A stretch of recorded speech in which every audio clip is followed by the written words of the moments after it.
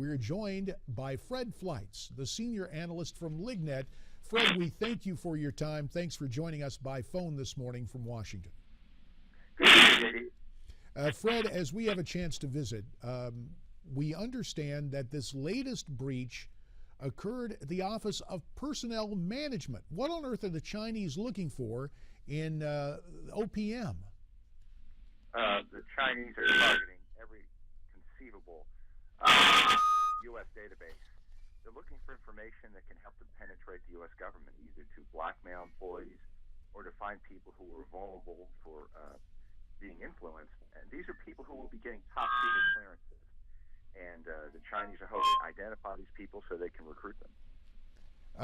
We are going to try to work out what is transpiring with the audio with Fred Fleitz. We do not believe, let me put your mind at rest, we don't believe it's the Chinese hacking in on this, but we're trying to get this set up. It is interesting, the construct that Fred Fleitz just puts together for us now, and we'll try to reestablish the context and understand how different it is from the espionage novels that you and I may read. Usually there's some sort of elaborate ruse put together.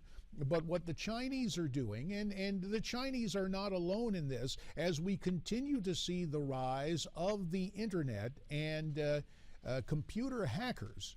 As Fred points out, the Chinese go to the Office of Personnel Management, trying to get information on who is doing what weaknesses they may have, how they may be exploited, and the old-fashioned notion of, gee, how many kids does a guy have? Does he have them in college right now? Is he worried about college funds? Does he owe back taxes?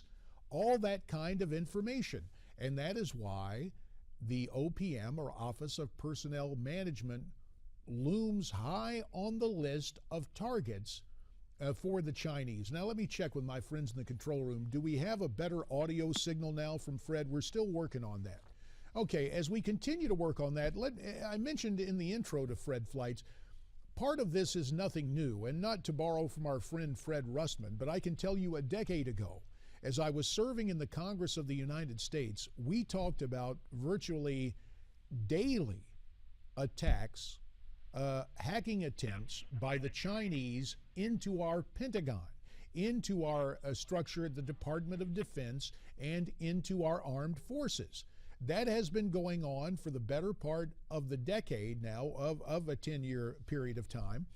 I don't know if the occurrence is daily, but certainly it continues to go on. You couple that with the fact that those who have been commissioned to take a look at the future of warfare believe that cyber attacks may displace or may supplement in a very ominous way what we have traditionally seen with armed forces.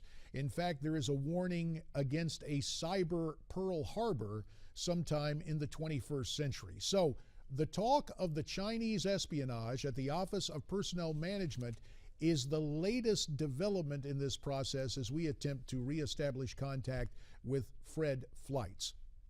A couple of other notes to keep in mind as we are talking about the Chinese, and indeed you can see this on our parent website, newsmax.com, if you want to get more information on this, really just about any of the stories we cover here on America's Forum. Let us commend to you our parent website, newsmax.com. Chinese hackers targeted key federal workers.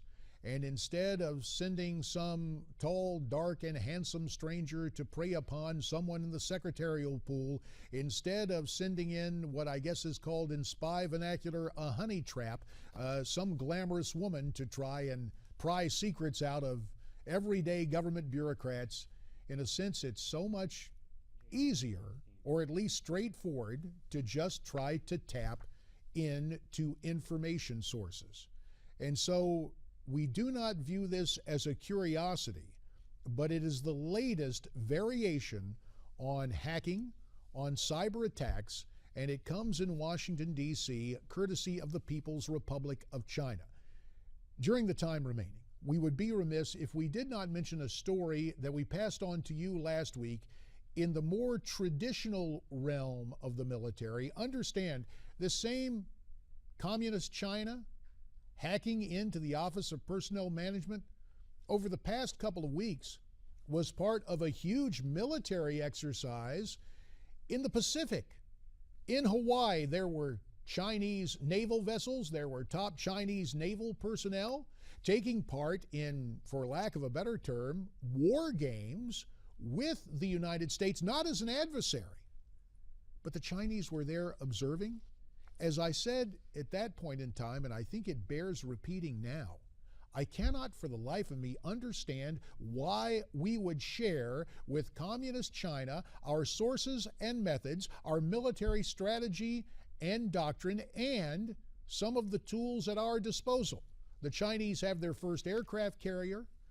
To speak candidly, they steal what is not nailed down, and even if it is nailed down, they take the backside of the hammer and pull that nail loose, metaphorically speaking. So it boggles my mind that a Defense Department under daily attack by Chinese hackers would turn around and then have the Red Chinese Navy as part of those Pacific maneuvers. Again, it was not the Chinese, to my knowledge, disrupting our interview with Fred Fleitz. We had some more traditional difficulties with our audio, and we apologize for that. We don't have any problem getting your comments. We welcome them via Twitter. Send them to us at Newsmax TV.